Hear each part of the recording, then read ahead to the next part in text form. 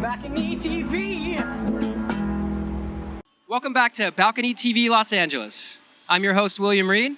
Today we're reporting live from Live Nation in Hollywood, California. Joining me is Gabrielle Aplin. How's it going? Good, thank you. How are you? I'm awesome, thank you. And thanks for joining us. Thank you for having me. So what are you playing for us today? I'm playing a song from my new album called What Did You Do? Beautiful. Take it away.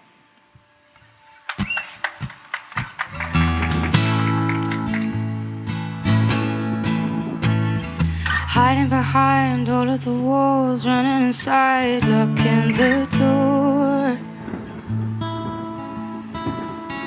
Nothing ahead, no one to hurt. You know you can't fall off the floor. I didn't look for you, didn't ask for this, didn't need you to pull me apart.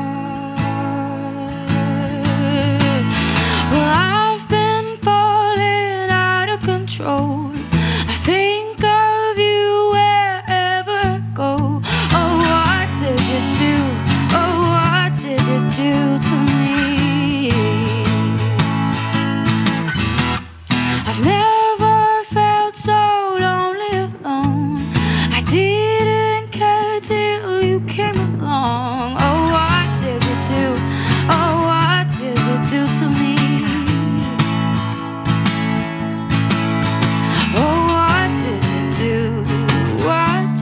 Do to me. I'm in the dark, I'm such a mess. Wherever we are, we're in this now. So look what you done, wasn't my fault. You'll see the worst if you stick around. I didn't call for you, didn't ask for this, I didn't need you to pull me apart. Well, I've been falling out of control. I think of you wherever I go. Oh, what did you do? What did you do to me? I've never felt so lonely alone. I didn't care till you came along. Oh, what did you do? What did you do to me? Oh, what did you do? What did you do to me? Oh, oh,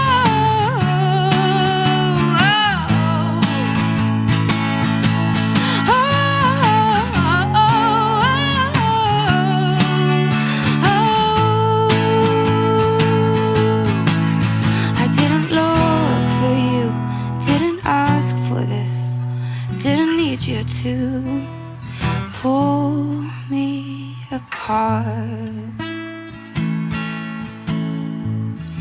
I've been falling out of control. I think of you wherever I go. Oh, what did you do? What did you do? I've never felt so lonely alone.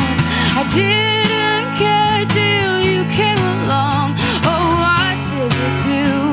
What did you do to me? Oh, what did you do? What did you do to me? Oh, oh, oh,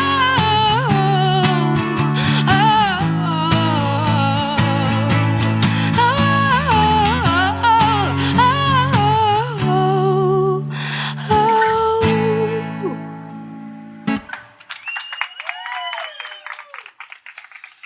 Bravo, bravo. Thank you. That was lovely. Michael? Tell us inspiration behind that. Behind this? Heartbreak? No, it's a nice song.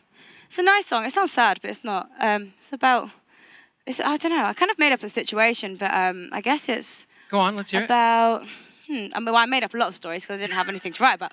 But no, this is kind of more about being annoyed with someone for well, they make you like them, and it's kind of like I was quite happy on my own. You've ruined it. It happens to me all the time. Do you know what I mean? It's kind of it's that. Well, thank you. So you're only 22, is that right? Yes. And working on your sophomore album. I am, yes. Wow, you got a early start? I did, yeah. Impressive.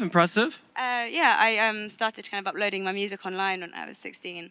I did kind of YouTube and MySpace and started putting up my own songs on iTunes, and it's kind of developed. And now started doing covers, bands like Paramore. Yeah, kind of all the kind of songs that I was listening to at the time. Lots of things that were in the charts at the time, but then my kind of old favourites. That gave me the confidence to put up my own songs, so I did that, and then started releasing my own music on my own for my own label, and then signed. So. And that's when things really began to take off. Yeah, I mean, it was definitely a mixture of lots of things, you know. It wasn't just YouTube and MySpace, you know. There's BBC Introducing in the UK, and they were an amazing platform, and basically kind of find new artists and let them use the resources of the BBC. So that definitely helped me, and just touring lots as well, and like releasing lots and just working hard, I guess. So lots hard of work things. does pay off? Yes, it does. So when you were recording cover songs and uploading them to YouTube, did you ever foresee yourself having a solo career on a major label and touring the world? Well, that's kind of what I wanted, you know. I didn't want to be a YouTube artist. I didn't want to be the YouTube cover person, but I wanted to be able to do it. And it was an amazing thing because it was great to, when I was learning to, you know, write songs, it was great to take kind of, when you play other people's songs, you take a little bit of what they do. You kind of take them apart and you go, wow, okay, this is how they write that bit. And you learn something each time. So I definitely like playing... covering songs by my favourite artists as well, because then you kind of get an idea of how they wrote them and how the structure is, and yeah, that. Really... And you're also very good at it. Oh, well. But yeah, so it's all good. It all helps. Did you find the transition from cover songs to original material challenging in the regards that your fans were expecting you to continually release cover songs, and then you all of a sudden started releasing your own material? Did you find a shift in your fan base or any kind of backlash or retaliation, so to speak? It wasn't like I had to stop covering songs and stop writing my own ones. Like, I did that before I even started covering songs. I was always writing them, and covering those songs gave me the confidence to put up my own ones. And these fans, you know, they started following me on Twitter and Facebook and all those other things, and started going, do you write your own songs? And I made it very clear that I did. So they kind of, every now and then I'd slip one of my own songs up there in between a couple of covers, and they'd want more. And it was really nice as a songwriter to be given like really constructive criticism to learn from, and, you know, it helped. And a bit of a natural progression as well. Yeah, definitely. You're just constantly learning, and it's amazing that it's still there because it's like a timeline of my kind of career, I suppose. Wonderful. So you're originally from Bath, but you live in Brighton, which for those of you viewers that aren't familiar is a southern coastal town of England. Yes. Cool. It's more you got a pier. You got a pier here. And that's about it. It's a big holiday town. Very fun. Well, it used to be like in the kind of, showing like the 50s, that's where 50s, they used to 60s. go. Yeah, it was like the kind of seaside town, but now it's very bohemian, very arty, lots of musicians, cool studios, and just very arty. Do you find inspiration in your environment as an artist now that you live in Brighton? Yeah, I mean, it kind of feels like I'm on holiday there at the moment because it's such an amazing place, so I haven't really knuckled down and worked yet. So basically it's like living in Los Angeles. Yeah. Because you always feel like you're on holiday. Similar to Venice, I think. Lots of interesting characters around. Beach town, Ferris wheel. Beachy, fun things going on. Yeah. Cool. Yeah. So let's talk about your next project. You released your debut, full length, in 2013. Yes. And you have a sophomore follow-up to that coming out. In September. It comes out on September 18th. It's called Light Up at the Dark. On Parlophone? On Parlophone, yes. Yeah. And Warner Brothers. And yeah, here I am. And what can we expect from your follow-up? Any kind of shift in direction or departure from your debut EP? I guess the main difference is that with your first album, you have songs that you've written over your whole life. It's your first album, so I had songs on there that were written like maybe 4 or 5 years apart from some of them. So I had to find ways of fitting them together, making them a cohesive piece, and that was through production. So I had to make compromises really. And this time I didn't. All the songs were written at the same time, in the same place, with the same people, and you know, I brought them in, or my kind of writing partner would bring them in. We'd produce them all in the same place in his house. That was kind of the main difference. It was a lot more comfortable, and I guess the sound may sound a bit different, but it's actually the same. What I would have done if I didn't have to compromise my production the first time around. So yeah, it feels more natural. It kind of to me feels like my first album. Awesome. I didn't try very hard, which I liked. So. Any cover songs? No. Okay. But I want there to be, maybe. I kind of save those for live, because I'll change my mind. I could never choose a song to cover for my album, but in my gigs, I like to cover songs, so.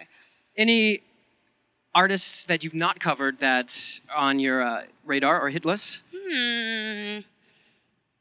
No, I think I've done everything I want so cover? far. My ultimate cover? Well, my favourite song in the whole wide world is Perfect Day by Lou Reed, and I got to cover that for a radio session in the BBC recently. So that was kind of done now. I haven't got any left to cover. So let's talk about your dream gig. If you could play anywhere in the world, any venue, okay. Solo or headlining or supporting, who would helicopter. it be? I mean, I'm a big fan of Japan. I think, like, it probably will never happen, but main stage, Summer Sonic, in the baseball stadium. I think that'll be nuts. And Booking agents out there, take note. Yep, Japan on the radar. All right, so before we wrap up, where can we find your forthcoming album? Forthcoming album? Are we getting... okay. Find it on iTunes, I guess. Or on my website, which is gabrielleaplin.co.uk. I'm selling physical copies, so... And then, of course, you're on all the social media outlets. Yes. Instagram, Facebook, Twitter. Under your name. Just Gabrielle Aplin, yeah. Awesome. Thanks so much for joining us. Thank you. For Balcony TV Los Angeles, this is William Reed signing off. BalconyTV.